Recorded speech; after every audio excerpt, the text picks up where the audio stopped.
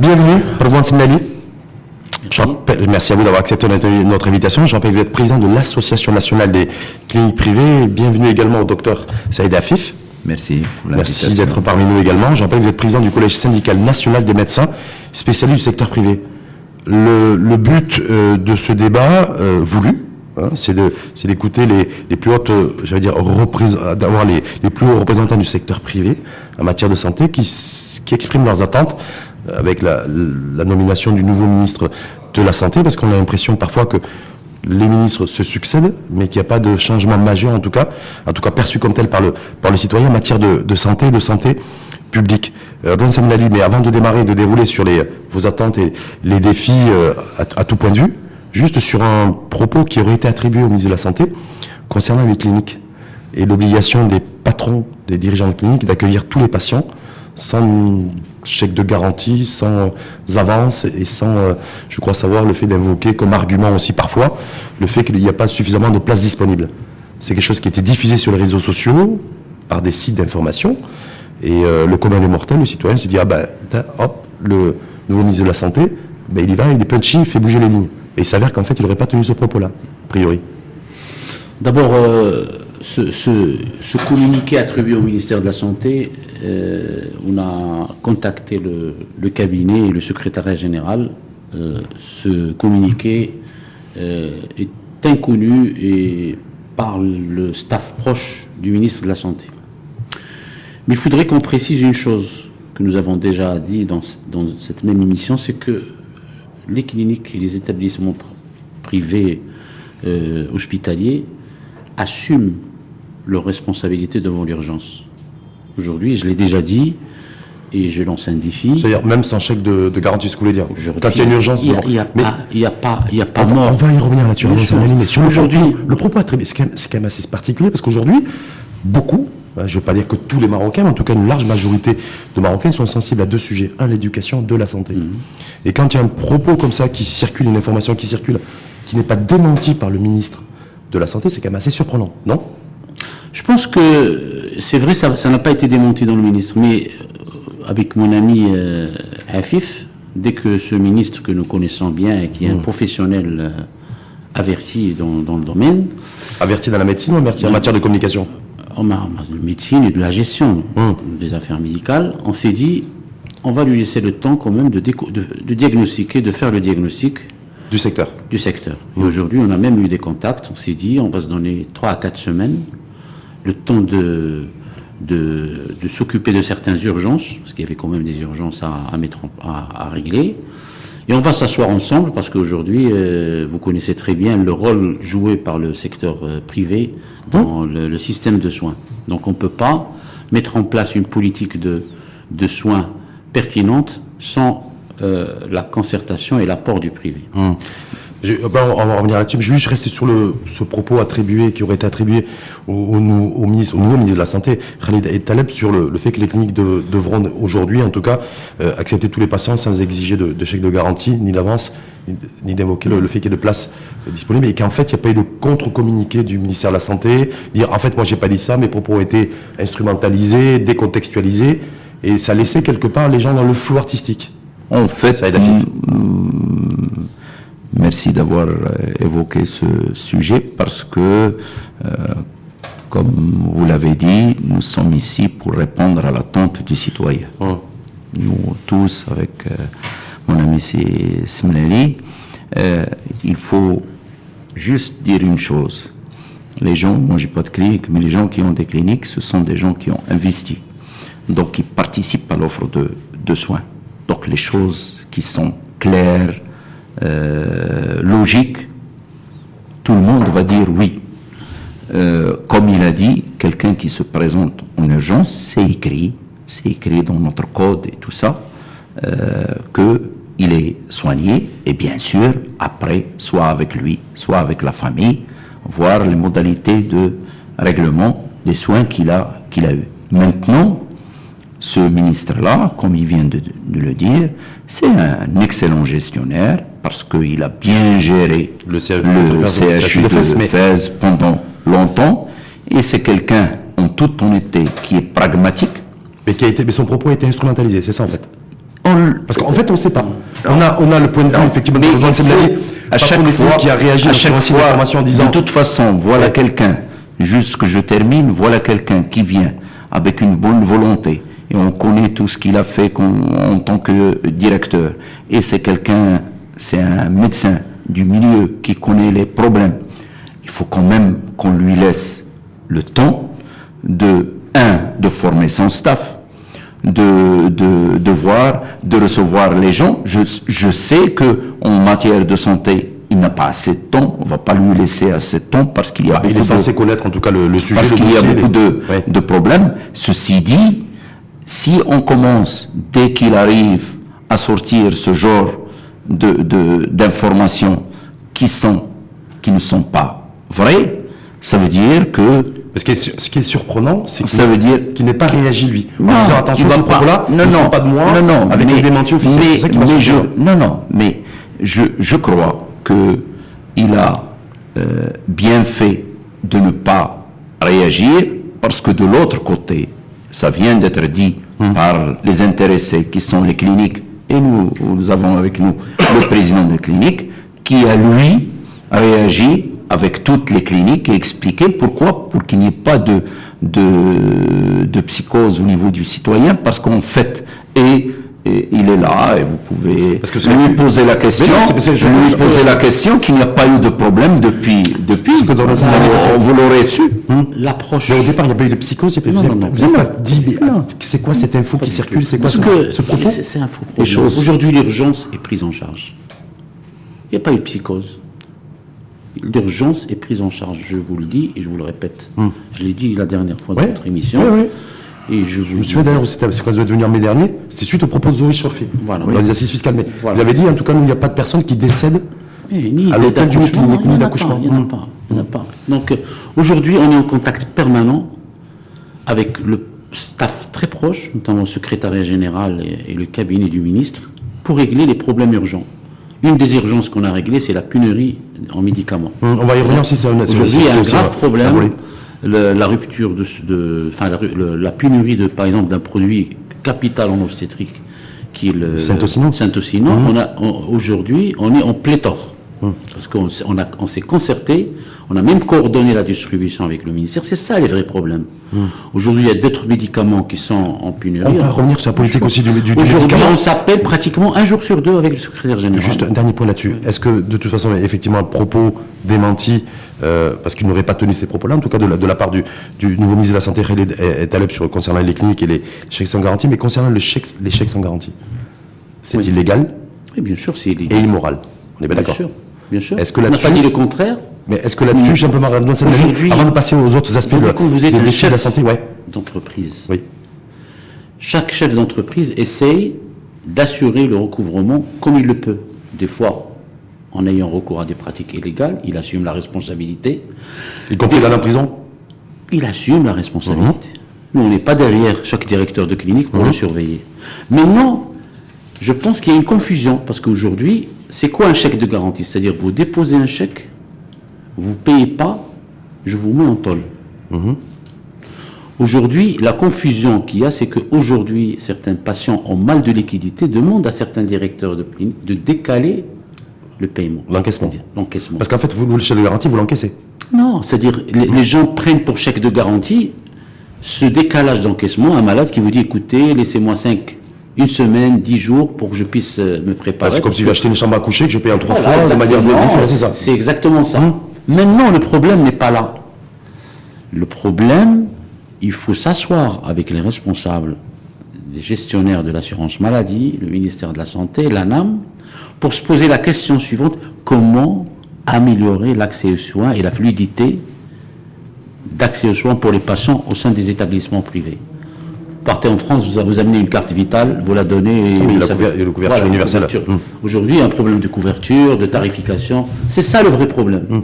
C'est pas le fait que parce que vous traînez quand même une mauvaise image par rapport à ça. Tout le temps, on vous tape dessus. Vous savez, les cliniques, il faut présenter sa carte bleue, sa Mastercard, cette pratique-là, un chèque. Voilà, cette pratique-là, il y a même des administrations très respectables et garantes de la transparence au Maroc, qui sont l'administration fiscale, qui en avait recours. Et personne n'a rien dit. Mais ils n'ont pas prêté serment, ils n'ont pas prêté le serment d'Hippocrate. Responsable, non. un inspecteur de fisc Parce que qui c'est prête serment. Hein. Parce que, oui, mais serment d'Hippocrate, c'est quand même... Oui, c'est les... serment d'Hippocrate ou serment... serment vis-à-vis du bon Dieu, c'est le même serment. Hein. D'accord. Hippocrate, c'est pas le bon Dieu. Mais nous, on prête serment devant le bon Mais Dieu. ça a quand même du sens quand on l'a prêté. Pour traiter et sauver des vies. Maintenant, les manières d'encaissement, c'est même pas des médecins qui encaissent aujourd'hui. Avec la loi 131-13, c'est des sociétés. C'est des investisseurs. C'est la privatisation de la santé, Voilà. c'est le prix à payer. Docteur Afif, vous là-dessus, en tant que médecin, les médecins aussi, moi, je vais- qui intervenaient dans des cliniques, établissements privés sur ces questions du chèque sans garantie. On ne va pas à chaque fois sortir ce genre d'arguments qui sont des arguments faux et où le citoyen, c'est lui l'otage. Et il est toujours Donc, et c'est lui l'otage. Et donc, on ne va pas dire, comme on dit en arabe dialectal, pourquoi? Parce qu'il y a une loi qui dit que la prise en charge doit arriver au bout de 48 heures. Elle n'arrive jamais au bout de 48 heures. Non, mais d'abord, il Parce que y a une loi qui interdit les chèques de garantie. Non, la loi qui interdit. La loi qui interdit. C'est Rachid, la loi qui interdit le chèque de garantie. Nous sommes dans un pays de loi et tout le monde doit respecter la loi. Ça, il n'y a rien à dire.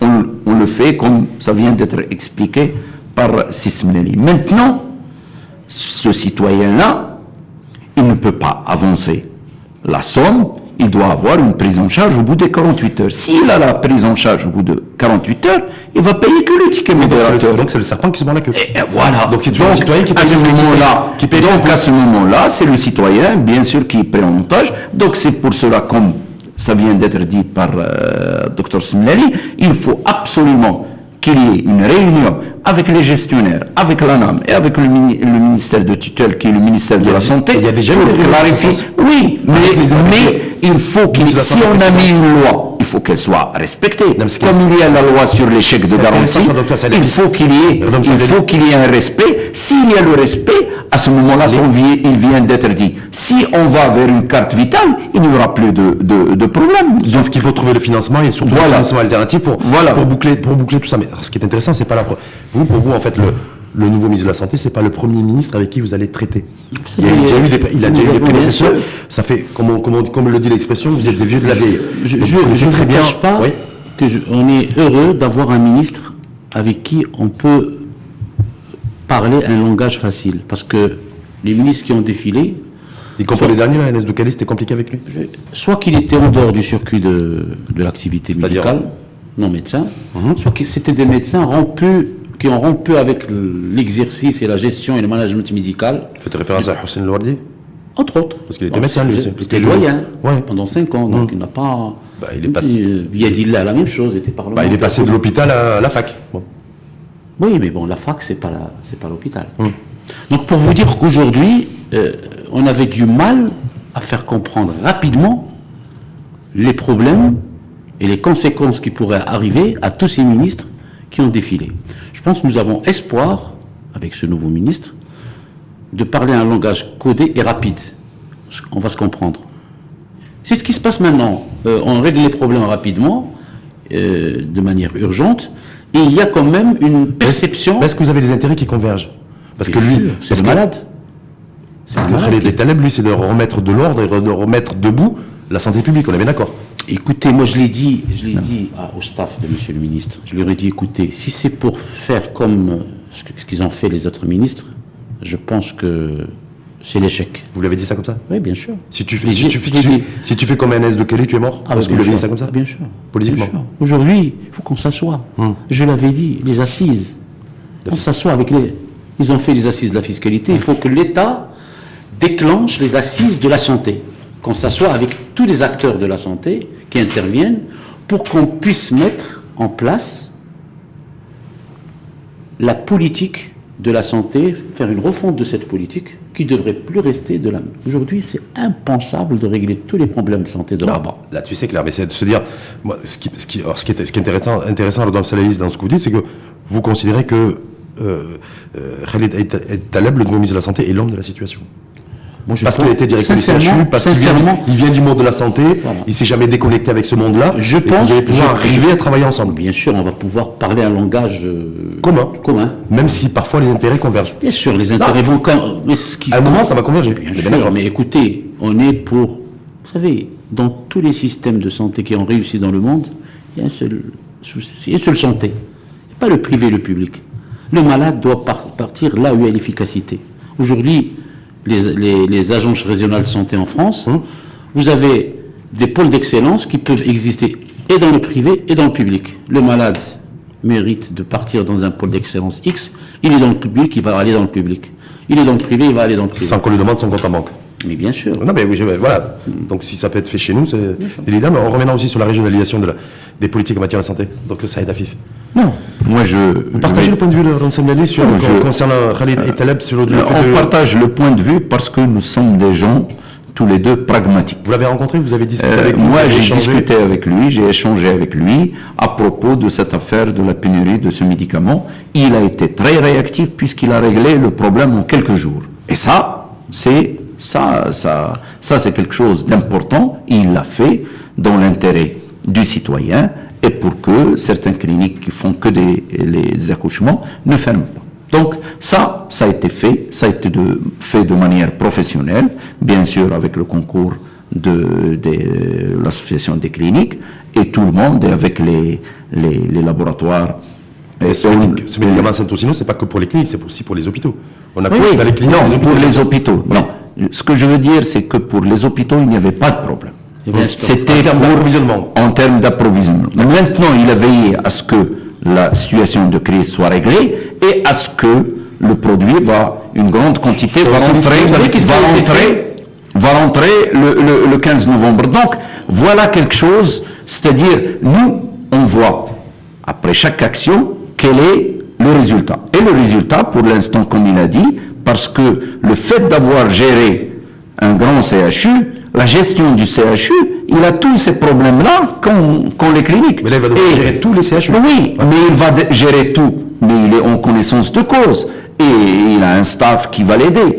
Et nous, quand vous dites public, le ministère de la Santé, depuis longtemps, n'a enlevé le public. C'est le ministère de la Santé. Donc c'est public-privé. Ouais, donc c'est pas le ministère de la Santé. Le problème, c'est que Et sur le donc- terrain, c'est pas encore public. non, c'est du public. Et il y a cette gérer. il y a cette volonté-là. De toute façon, nous, il y a la bonne volonté. On l'a eu. Et il a montré ce qu'il sait faire dans ce problème qui est un problème quand même grave et énorme. Ça s'est Il déjà a- passé avec d'autres ministres de la Santé. il a géré, non? Non, mais il l'a géré. Vous savez, il va vous dire. comment le problème a été réglé Ron Mlali. Comment le problème a été réglé? C'était juste un problème d'écriture. Aujourd'hui, ce médicament existait en stock dans certains labos, mais il avait une affectation hôpital. Il a fallu que le ministre intervienne auprès de ces labos pour dire changez d'affectation, mettez privé et vendez-les au privé, et nous, on a un stock pour le moment qui nous suffit. Donc c'est ouais. Donc, Voilà. Regardez la collaboration entre les ministères de la Santé et le secteur libéral, qu'est-ce qu'elle a donné? même si effectivement la pénurie de médicaments, on était frappé par une pénurie il y a encore quelques mois. De médicaments, c'est important. Vous savez, Sinon, c'est cette très pénurie, important. on avait averti Oui. déjà l'ancien, Dr Ourdé, lorsqu'il avait mis en place des baisses de prix. Des Il médicaments. a dit attention, il y a des médicaments, si on baisse les prix, On disparaît. les vendeurs vont disparaître, parce qu'il n'y a plus intérêt financier. Il y a des médicaments qui... Parce que qu'est-ce qu'on a fait? Parce que les industriels n'ont pas joué le jeu, peut-être aussi. Non, parce que c'est plus rentable. L'industrie, elle est là pour... Oui, bon, on peut Pour dire au ça, moins- quand tu as un deal avec un industriel, lui dire tu vas fabriquer ça, tu vas rien gagner, mais par contre sur tel produit, tu vas faire de la marge. Je vous donne un Oui. exemple. Je vous donne un exemple. Il y a un médicament, sans citer le nom, qui coûtait dans les 18 dirhams. D'accord. Le ministère de la Santé publique a fait un benchmark Oui. de 7 pays. Il a décidé de faire descendre le prix à 7 dirhams. D'accord. Le laboratoire en question, il l'achetait à 1,5 $, c'est-à-dire à 15 dirhams. C'est-à-dire chaque fois qu'il vendait une ampoule, il perdait 7 dirhams. Il s'est retiré. Le jour où on a révisé le prix, on a augmenté à 18 dirhams, il a ramené les médicaments. Mais il fallait quand même baisser aussi les prix des médicaments, parce que moi je me souviens. Oui, mais très bien, aujourd'hui, j'ai ça- suivi ça d'ailleurs avec le docteur Sader. Quand vous Il y avait comparez- des prix extrêmement Quand excessifs. vous comparez le prix avec la Turquie, qui Oui. sont 80 millions et qui consomme 10 fois plus de médicaments que nous, C'est normal que les prix sont plus bas là-bas parce qu'il y a une histoire de volume. De volume et d'industrialisation. Voilà, exactement. Voilà, et de production. C'est-à-dire qu'ils ont, on n'a pas nous ces industriels chez nous qui ont, pour certains en tout cas, qui ont. Ce qu'il vient de dire, Dr Smeh, est très important. Nous, on parle de bon sens. On ne dit pas qu'on veut pas qu'il y ait une baisse. Mais un médicament qui coûte par exemple 15 dirhams, ici on ajoute 3 dirhams, il est là, il n'est pas, on ne va pas le perdre. Je vois pas pourquoi on va ne pas augmenter de 3 dirhams pour qu'il soit, parce que celui qu'on doit utiliser à sa place, combien il coûte? 600 dirhams, monsieur. Moi, je vois bien. Moi, simplement, pourquoi vous ne le pointez pas du doigt, vous tous les deux qui êtes deux professionnels de la santé, que ce soit pour les cliniques ou les médecins du secteur privé, pourquoi vous ne pointez pas du doigt les industriels? Non, parce que c'est pas pointé. Non, c'est pas pointé. Parce qu'il y a des médicaments c'est Rachid, les citoyens étaient contents non, de voir la baisse des prix des médicaments, mais prix abusif pour certains. Non, mais prix abusif, oui, mais les industriels, heureusement qu'ils sont là. On n'est pas là, moi je n'ai aucune action, donc heureusement qu'ils sont là, parce qu'on était à 80%. Maintenant, on est descendu à 65%. 65, oui. Et ça, c'est grave. De taux de couverture. Mais oui, ça, c'est grave. Oui. Donc, nous. Mais ça, c'est pas le faute à Hussein Louati. Non, mais, c'est-à-dire, faire une politique de baisse des prix, c'est bien. Mais il faut que pour certains prix qui sont bas, il faut que ça soit rentable, parce que le médicament de change, il est beaucoup plus cher que si on ajoute quelques dirhams. Les prix bas de certains médicaments, c'est aussi des médicaments qui sont consommés entre guillemets par des populations extrêmement défavorisées socialement. Donc c'est peut-être pour ça aussi que pour le médicament dont il parle, c'est un médicament qui est utilisé pour les cardiologues.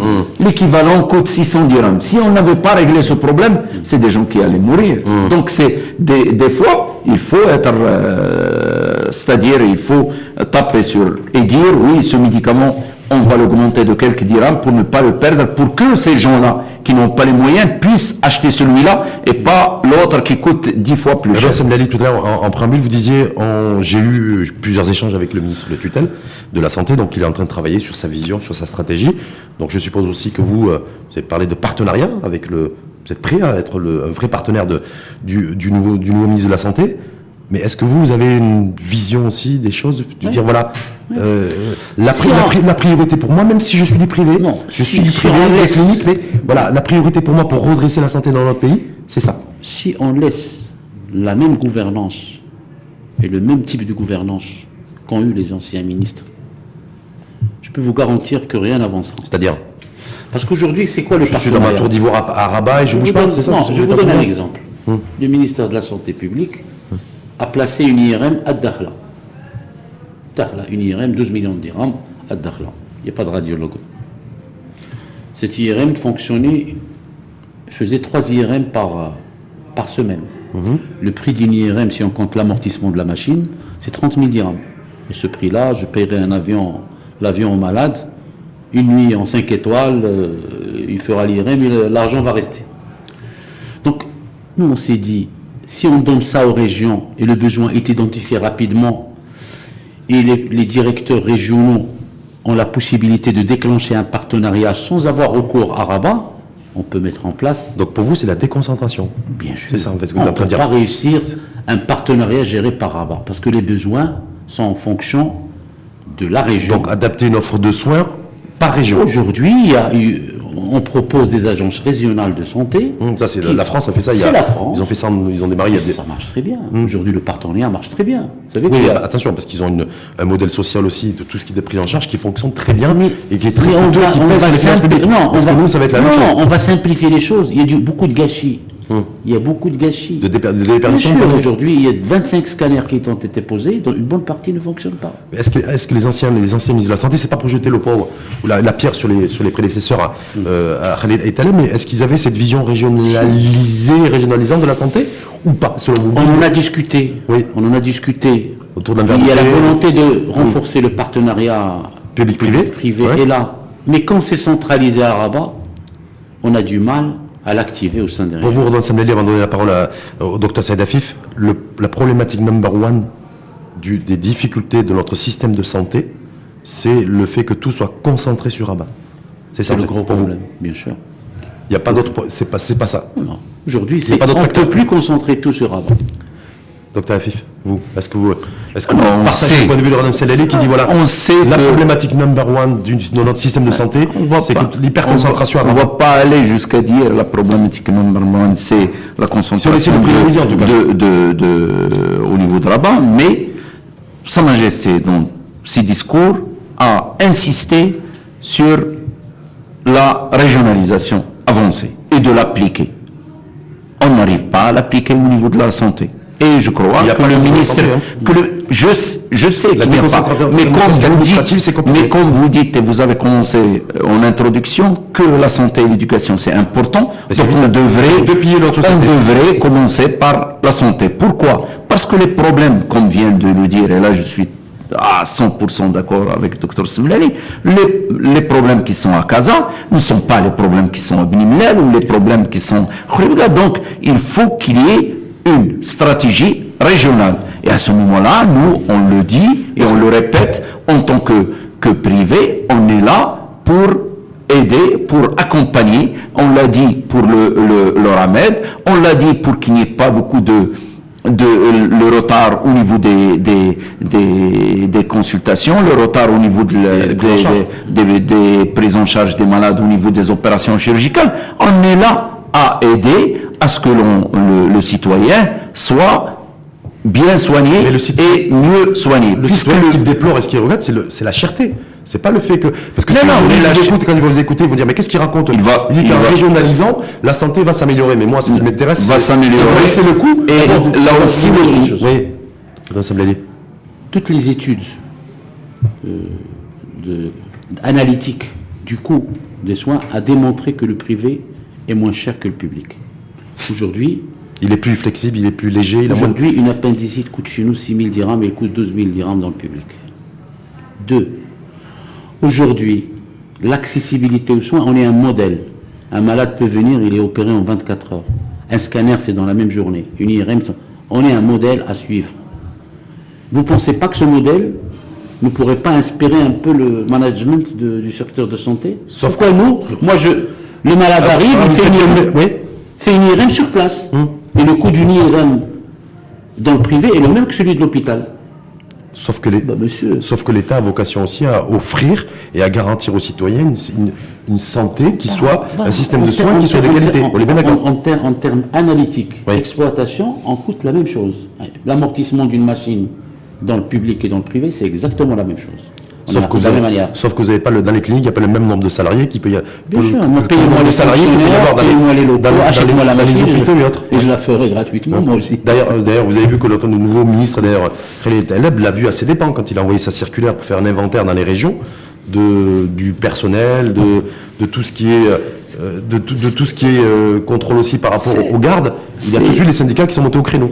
Non, c'est un secteur qui... Donc ça veut dire quoi? Ça veut dire aussi que... Non, c'est un secteur qui est difficile à gérer. Maintenant, tout doit se gérer, et comme je rappelle ce qu'a dit Sa Majesté, que Dieu l'assiste, tout se doit se gérer dans la concertation. Et quand c'est géré dans la concertation, on arrive à faire passer beaucoup de choses et à faire des choses, parce que les gens, quand on leur demande des choses, ils ont eux aussi, que ce soit dans le privé ou dans le public, des demandes. Donc, quand on s'assoit, comme ça a été dit par vous au début, c'est un ensemble. Quand on s'assoit, voilà ce que vous allez faire, voilà ce que je vais vous donner. Sauf que le seul syndicat qui n'existe pas, c'est le syndicat qui est censé défendre les citoyens. Parce qu'il n'y a pas de lobby en fait à la matière pour défendre, pour être le porte-parole des citoyens. Et le citoyen, quand il voit ça, il comprend pas. En fait. C'est Rachid, les citoyens, je ne veux pas, et moi je l'ai dit, et on est là et on vous remercie. Et ça, c'est un appel qu'on lance de cette antenne à l'ensemble des journalistes. Nous avons besoin, en tant que professionnels, des journalistes, parce que c'est eux qui vont véhiculer l'information, parce qu'on le sait, on a un défaut de communication.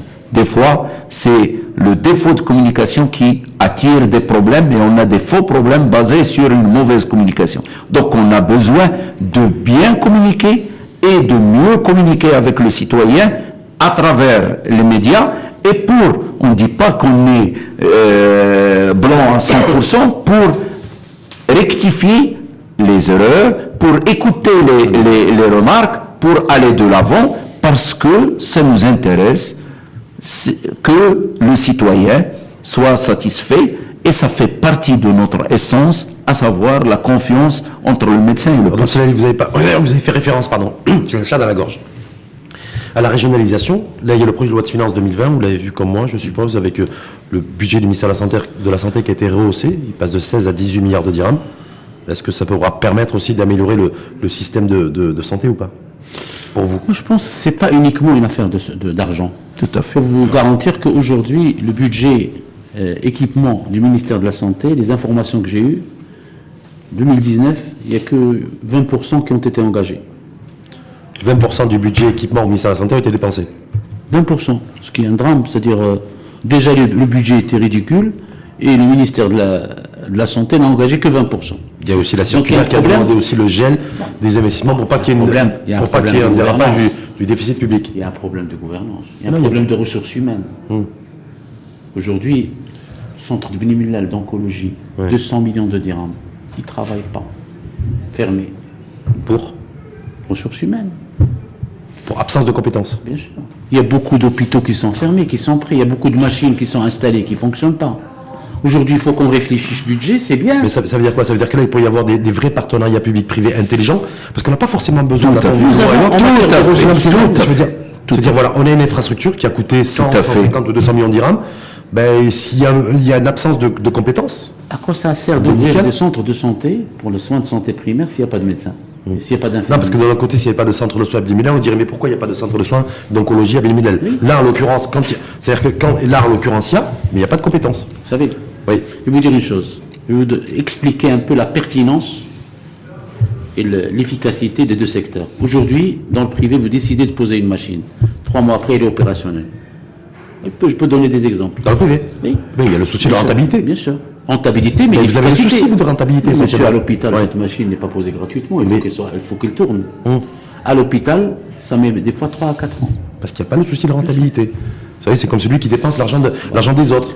Il est plus dépensier. Quand c'est son et puis deuxièmement, tant que l'hôpital... Vous savez, nous, dans le privé, le jour où on aura un système de santé publique fort, on sera très heureux. Parce que ça sera un levier pour nous. Parce que vous aurez un vrai concurrent. Voilà. Vous serez en compétition. Il n'y a pas de compétition. Mais en même temps, c'est une bonne chose pour vous. Non, pas d'avoir un partenaire ou parce que ça crée, un concurrent qui est faible. Parce que quand on a par exemple un CHU qui n'est pas compétitif, ça veut dire qu'on ne peut pas promouvoir la médecine de pointe au sein de ce pays. Aujourd'hui, qui déclenche la médecine? Sur l'élévation de la médecine. Mais par contre, si le CHU est faible, ça permet de faire tourner la boutique. Pas du tout. Pas du tout. Aujourd'hui, moi, je veux développer une technologie. S'il n'existe pas à l'hôpital ou CHU, j'aurai du mal.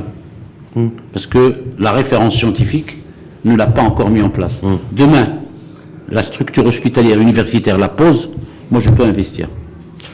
Docteur Afif, sur la revalorisation du budget du ministère de la Santé, mais je voudrais d'abord, loi de finances en 2020, parce qu'il faut savoir que Dr Smaili est un ancien enseignant de la faculté de médecine, donc il est. C'est pour ça qu'il est très pédagogue. Il est très pédagogue avec la gestion du CHU de Casablanca. Oui. Et donc, moi sincèrement, comme lui d'ailleurs, on est fier de ce qui est fait au niveau des CHU et en particulier au niveau de ce qui est fait au niveau du CHU de Casablanca. Il y a beaucoup de choses qui sont faites, des greffes de foie, des greffes de rein et tout ça, et donc des greffes de cornée. Et ça, c'est très, très, très important. Maintenant, au niveau du budget, comme il l'a dit, budget oui, mais il y a un problème de gouvernance. Et pour le centre d'oncologie à Benimillal, moi je suis originaire de Benimillal, c'est une bonne chose. C'est une bonne chose qu'il y ait ce centre-là. Parce que des fois, c'est nécessaire. C'est nécessaire. Maintenant, il ne marche pas. Ils sont en train de former les gens pour que ça commence. C'est toujours le début, il est difficile. Mais au moins, ça va aider ces gens-là qui étaient obligés de venir soit à Casablanca, d'aller à Marrakech et tout ça. Et donc, c'est très important. Maintenant, c'est-à-dire, il faut qu'on pense en tout. Il faut qu'on pense ressources humaines. Donc, nous avons besoin de ressources. On a des médecins marocains qui nous avons besoin de ressources. Non, il est même très bon. Oui. Il est là. On n'est pas suffisamment nombreux, c'est ça en fait. On n'est pas suffisamment nombreux, donc il faut former les gens, il faut leur donner les moyens de rester et de ne pas aller ailleurs. Mais moi, je vois puisqu'on a 7000 médecins à l'étranger. Oui, les infirmiers, tout le monde fait grève chez nous.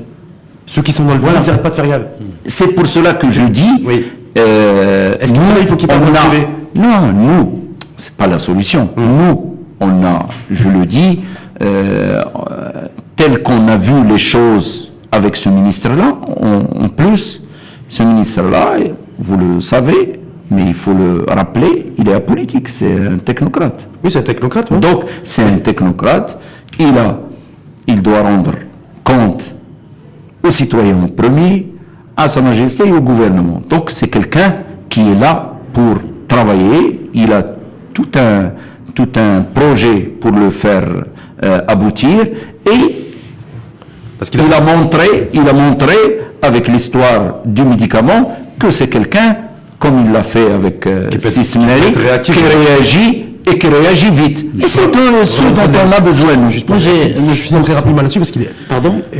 Khalid Taleb, le nouveau ministre de la Santé, il est là a priori pour 2 ans. Au moins jusqu'en 2021. A priori, ça peut durer, mais a priori pour 2 ans, parce qu'il y a des élections qui sont prévues, des élections législatives en 2021. Un scan de 2 ans, il peut faire beaucoup de choses. Moi, objectivement. Il peut faire beaucoup de choses. Il peut faire beaucoup de choses en 2 ans. S'il réussit dans les 2 ans, bien sûr, à faire le sapeur-pompier et éteindre tous les feux qui sont allumés. Ça commence avec les syndicats d'ailleurs. Mais à mettre en place une nouvelle architecture pragmatique, rationnelle de la gouvernance de la santé au Maroc, c'est-à-dire les régions, les assises, une autre instance de santé au Maroc qui peut réfléchir avec des professionnels qui connaissent la chanson. Des vrais experts et des... Voilà, des vrais experts, il aura tout réussi. C'est ce que vous lui avez dit, entre nous? Bon, c'est ce que je vais lui dire. Oui. Parce que, vous ne l'avez pas encore dit? Non.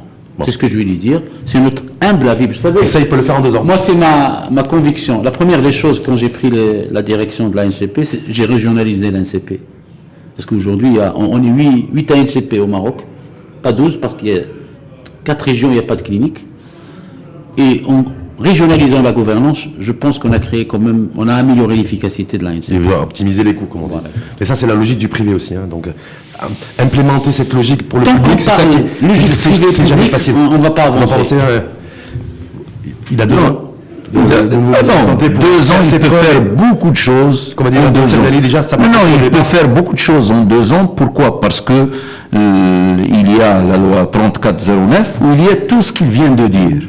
C'est-à-dire une vraie carte sanitaire, pas seulement pour le public, un conseil supérieur de la santé. Sur la carte sanitaire, on n'a jamais eu de carte sanitaire. Mais non, mais il faut la comment lui pour dans 2 ans. Il peut y arriver. Il peut y arriver. Il peut dessiner une carte sanitaire en 2 ans? Non, il peut y arriver parce que, comme ça vient d'être dit par Dr Sismeri, il peut y arriver. Pourquoi? Parce que en écoutant, nous on a déjà un plan, lui il a un plan, en mettant nos efforts en commun avec bien sûr les responsables du secteur public, on peut y arriver, puisque l'autre objectif à tous, que ce soit lui en tant que ministre ou nous en tant que responsable au niveau du privé, c'est d'être au service de la santé du citoyen. Et donc, mais il y a des choses qui sont faciles à faire et qu'on peut faire tout de suite pour améliorer les choses aux citoyens. En tout cas, pour vous, le fait que Khalid Taleb soit technocrate, qu'il soit apolitique, c'est un avantage. C'est un avantage parce que, comme je le dis, il va venir avec une vision d'ensemble. Et s'il se fait taper dessus et que c'est compliqué, il n'aura pas de parti politique dans lequel il peut se réfugier. Non, il va se réfugier chez les citoyens, voilà, puisqu'il va faire les choses pour le citoyen et il a des directives du chef du gouvernement et de Sa Majesté. Et vous le savez que Sa Majesté accorde beaucoup d'importance à la santé. D'ailleurs, il a reçu l'ancien ministre de la Santé avec le chef du gouvernement et les choses. Dans plusieurs de ses discours, il n'a pas arrêté de mettre le doigt sur des choses qu'il faut régler au niveau de la santé. Et je crois que l'actuel ministre est plein de bonne volonté. Nous, en tout cas, on est là pour aider à ce que les choses se fassent et, comme vous le dites, se fassent vite.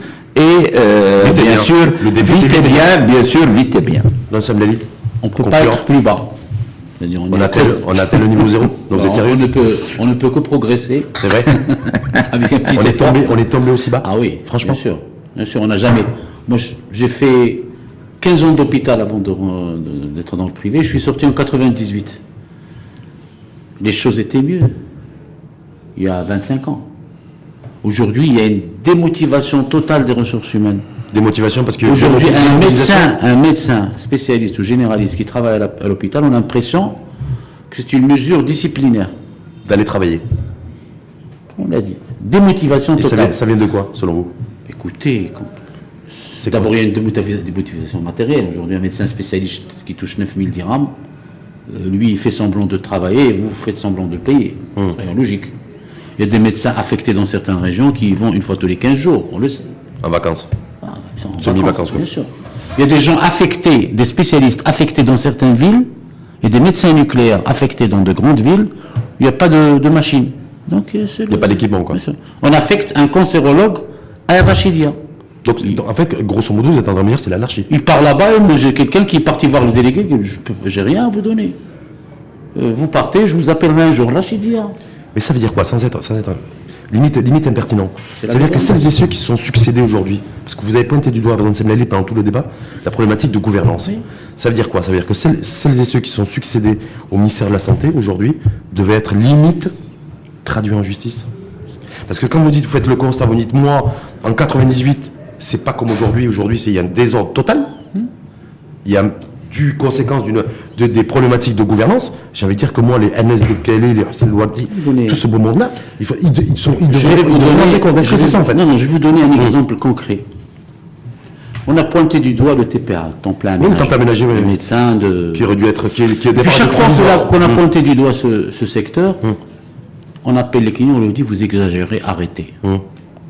Un jour, j'ai arrêtez d'exploiter j'ai dit oui, la main-d'œuvre de la santé, que je lui dis, écoutez, quand un professeur vient travailler chez moi, je ne vais pas me mettre à la porte, je vais lui dire, qu'est-ce que tu viens faire ici? À votre place en tant que ministre, je vais convoquer ce chef de service enseignant, je vais lui dire, monsieur, 4 ans, objectif. Qu'est-ce que vous allez traiter? Comment vous allez, de thèse, indicateur de performance, comme on dit dans le privé. Un programme, comme en France. Mais pas qu'en France, partout dans le monde. Il s'engage à enseigner, à faire tant de tests, tant de publications, travaux de recherche, etc. Et je l'accule à rester dans ses services. Aujourd'hui, s'il a signé un engagement, s'il ne fait pas ça, il doit quitter son poste de chef de service. Le TPA doit être contrôlé dans les hôpitaux. Ces gens-là qui désertent un peu les hôpitaux, qui vont travailler dans le privé, on ne peut pas les contrôler. Est-ce qu'il ne faudrait pas mettre fin au TPA? Je ne dis pas. Ça vous embêterait, ça? On ne peut pas parler de partenariat public-privé sans créer d'ouverture. Parce que le départ... Non, j'ai dit le départ, c'était provisoire. Ouvrir des vannes. On va profiter de l'expérience de médecins professeurs. Mutualiser un peu les... Et certains professeurs qui sont dans le privé peuvent exercer quand même leur talent dans le public. C'est comme ça qu'on peut créer de l'échange et améliorer. Mais créer des systèmes de contrôle au sein des hôpitaux. Aujourd'hui, un chef de service est nommé ad vitam aeterna, sans contrôle, sans objectif, sans rien. Un management sans objectif n'existe pas. Si, ça peut exister, mais ça donne le désordre. Voilà, exactement. Est-ce que, objectivement, franchement, Dr Saïd Afif, je ne vais pas donner de nom, parce que ça peut vous embêter les uns les autres, mais est-ce que celles et ceux qui ont officié aux commandes du ministère de la Santé, vu le désordre que vient le désordre que constate le citoyen au quotidien, qui parfois s'en prend à trop à raison à telle ou telle profession, les cliniques, les médecins, du privé, du public, les hôpitaux, toutes ces choses-là, aujourd'hui, en fait, c'est demander des comptes à celles et ceux qui ont officié. Je vais... Moi, j'ai été éduqué, et l'Oualid Allah Rahmou et ma mère, à la baguette. Il faut toujours, pour mieux vivre, il faut avoir de l'espoir. Et en tant que médecin, il faut avoir de l'espoir. Et nous, aujourd'hui, on est là avec Dr Semlali, on veut regarder vers l'avenir.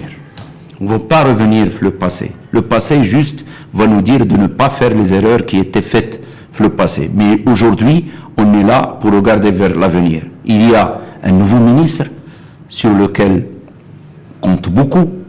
On sait qu'il est professionnel, quelqu'un qui veut travailler et qui a montré d'entrée de jeu qu'il est réactif. Donc, nous, on aimerait revenir ici, dans quelques mois, pour vous dire, voilà, nous avons fait. Maintenant, les problèmes ne vont pas tous être réglés, tous ensemble, mais chaque fois qu'on avance, on fait le point, parce que c'est ça, c'est de faire des évaluations d'étapes.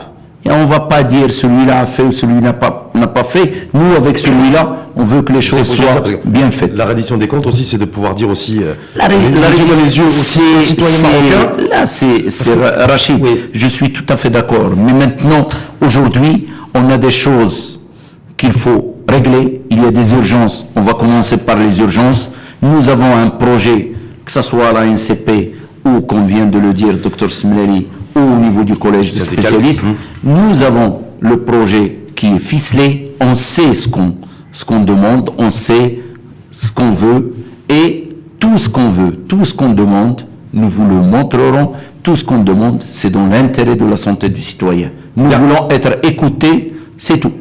Dernière petite question, juste en guise de conclusion, ça peut paraître accessoire, mais Agnès Doukeli, l'ancien ministre de la Santé, l'ancien ministre de la Santé qui a été viré de son parti politique.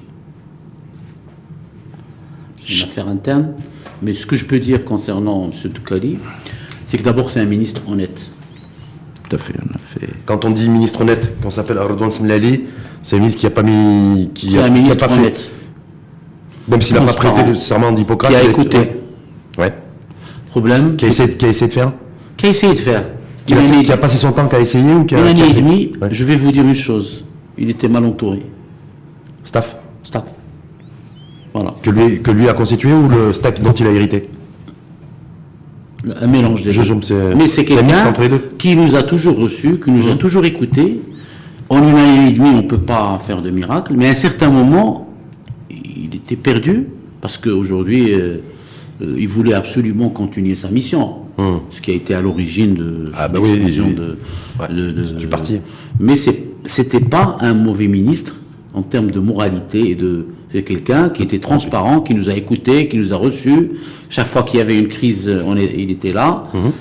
Mais les dossiers n'ont pas été menés comme il se devait. Parce que je rappelle aussi qu'il a promis aussi la prise en charge de la couverture sanitaire de 90% de la population en 2021. Donc c'est pour ça que je parle toujours aux citoyens. Comme on est à 60%, 62% aujourd'hui, il a fait la promesse en 2021.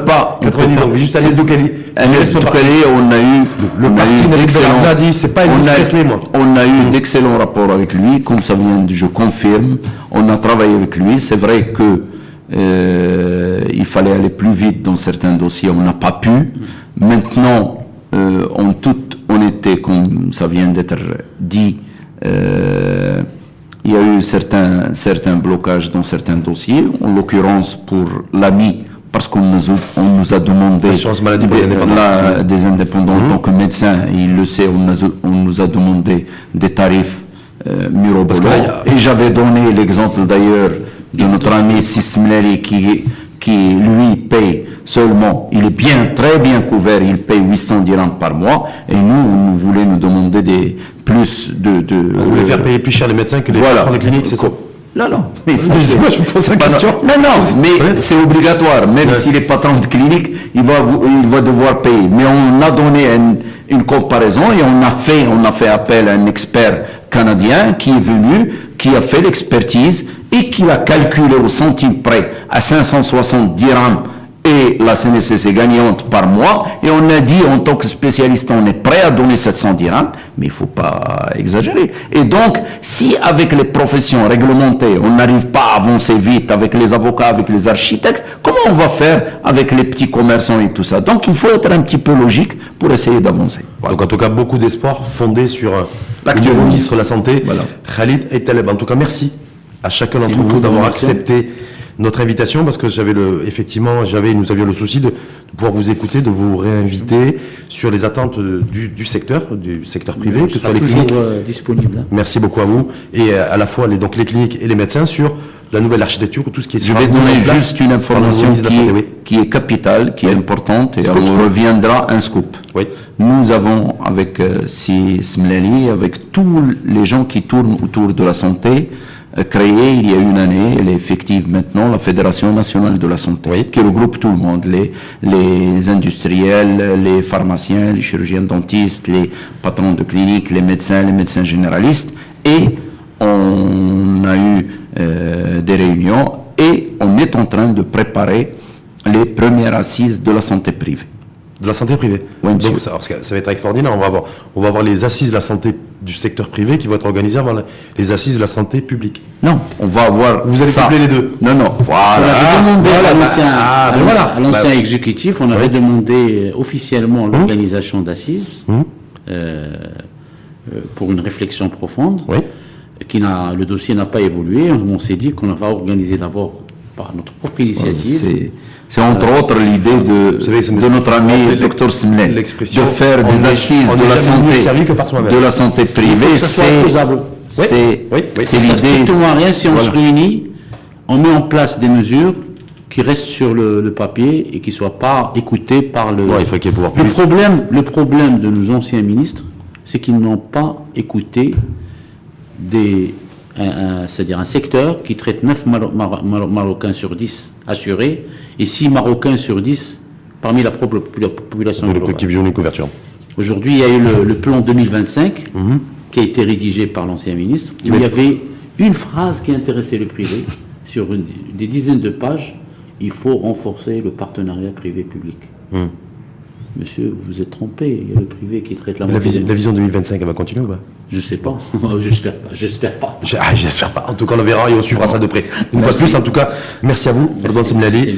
président de l'Association nationale des cliniques privées. Merci au docteur Merci. Saïd Afi, président du Il y aura un collège bilan syndical d'étape avec vous. national des dans médecins quelques mois. spécialistes des privés. Voilà, tous les 6 mois. Inch'Allah, avec un plaisir. diagnostic médical et Bien sûr. global. Merci en tout cas à vous Merci. et belle journée.